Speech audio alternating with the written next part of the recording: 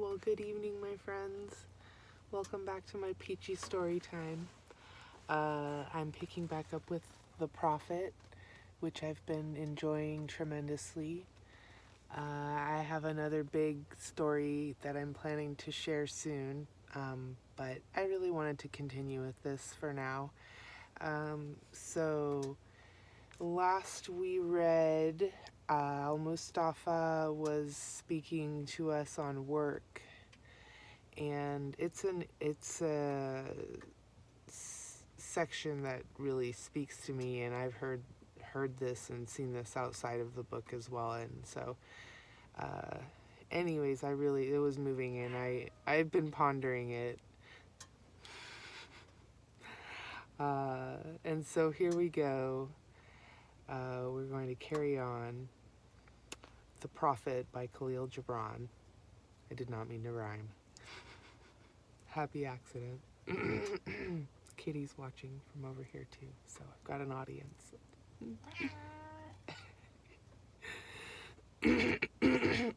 Excuse me.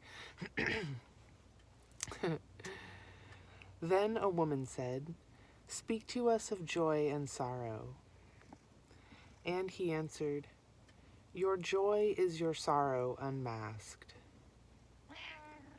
And the self-same well from which your laughter rises was oftentimes filled with your tears. And how else can it be? The deeper that sorrow carves into your being, the more joy you can contain. Is not the cup that holds your wine the very cup that was burned in the potter's oven? And is not the lute that soothes your spirit the very wood that was hollowed with knives? When you are joyous, look deep into your heart, and you shall find it is only that which has given you sorrow that is giving you joy. When you are sorrowful, look again in your heart, and you shall see that in truth you are weeping for that which has been your delight.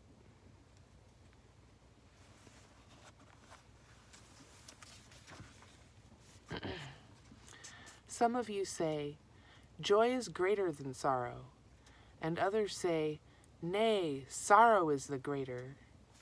But I say unto you, they are inseparable.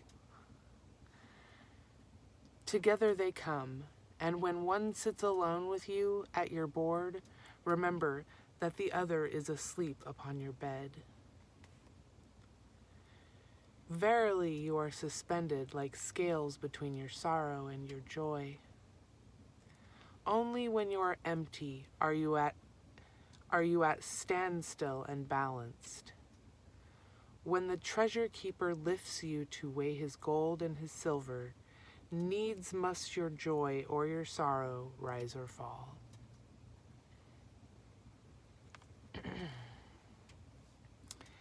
Then a mason came forth and said, "Speak to us of houses."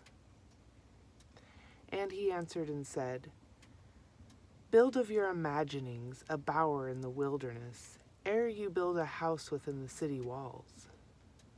For even as you have homecomings in your twilight, so has the wanderer in you, the ever distant and alone.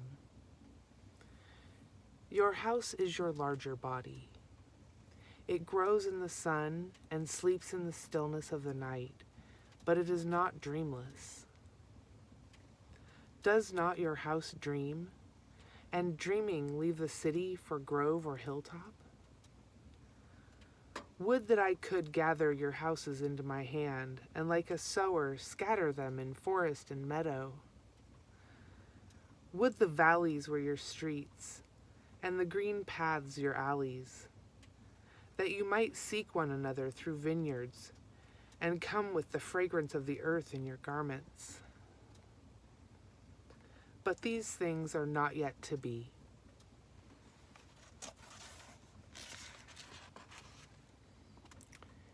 In their fear, your forefathers gathered you too near together, and that fear shall endure a little longer. A little longer shall your city walls separate your hearths from your fields.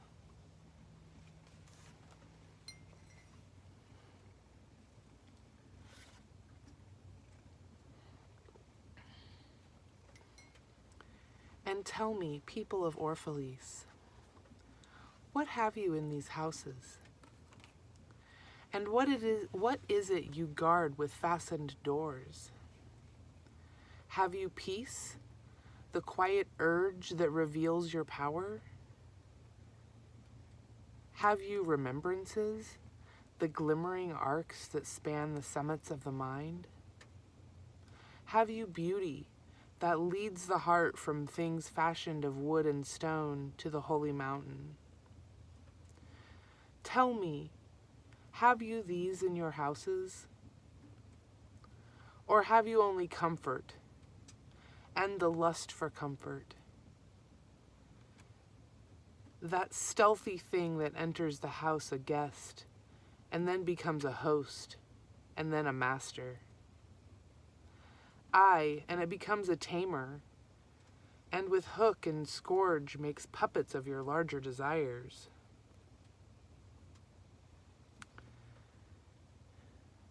Though its hands are silken, its heart is of iron. It lulls you to sleep only to stand by your bed and jeer at the dignity of the flesh.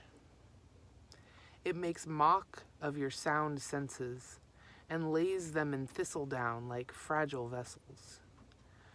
Verily, the lust for comfort murders the passion of the soul, and then walks grinning in the funeral. But you, children of space, you restless in rest, you shall not be trapped nor tamed. Your house shall not be an anchor, but a mast. It shall not be a glistening film that covers a wound, but an eyelid that guards the eye.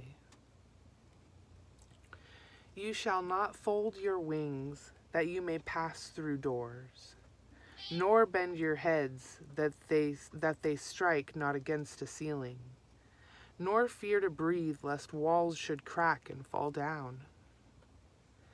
You shall not dwell in tombs made by the dead for the living.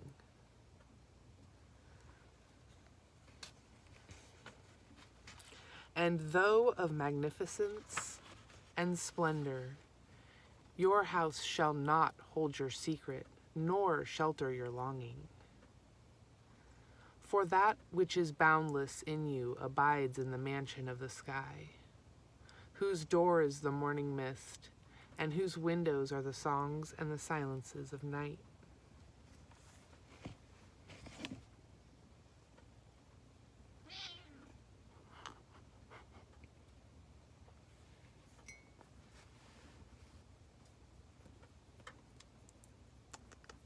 Come here.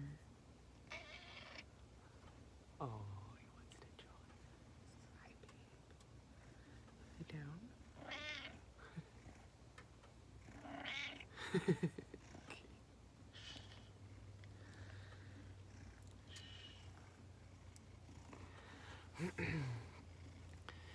And the weaver said, You gonna lay down or what? Come here. You're good. And the weaver said, Speak to us of clothes.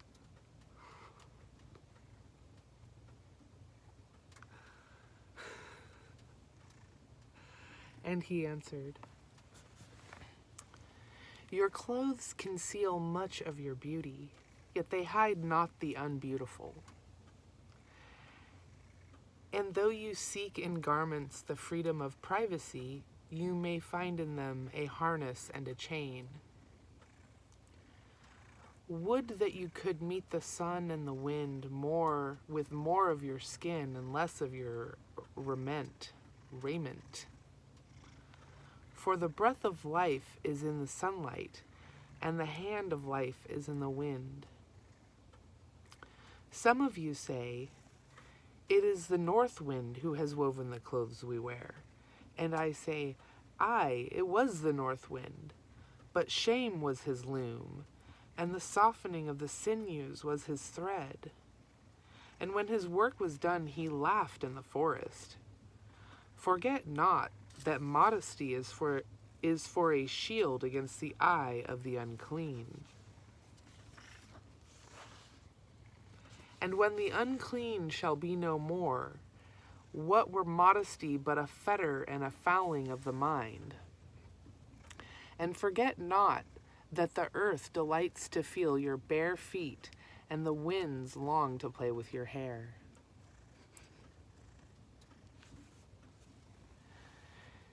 And a merchant said, "Speak to us of buying and selling." And he answered and said, "To you the earth yields her fruit, and you shall not want if you but know how to fill your hands. It is in exchanging the gifts of the earth that you shall find abundance and be satisfied. Yet unless the exchange be in love and kindly justice, it will but lead some to greed and others to hunger. When in the marketplace, you toilers of the sea and fields and vineyards, meet the weavers and the potters and the gatherers of spices. Invoke then the master spirit of the earth to come into your midst and sanctify the scales and the reckoning that weighs value against value. And suffer not the barren-handed to take part in your transactions, who would sell their words for your labor.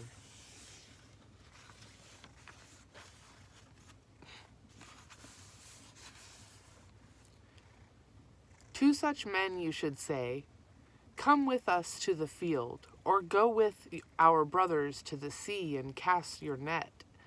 For the land and the sea shall be bountiful to you, even as to us. And if there come the singers and the dancers and the flute players, buy of their gifts also. For they too are gatherers of fruit and frankincense and that which they bring. Though fashioned of dreams, is raiment and food for your soul. And before you leave the marketplace, see that no one has gone his way with empty hands. For the master spirit of the earth shall not sleep peacefully upon the wind, till the needs of the least of you are satisfied."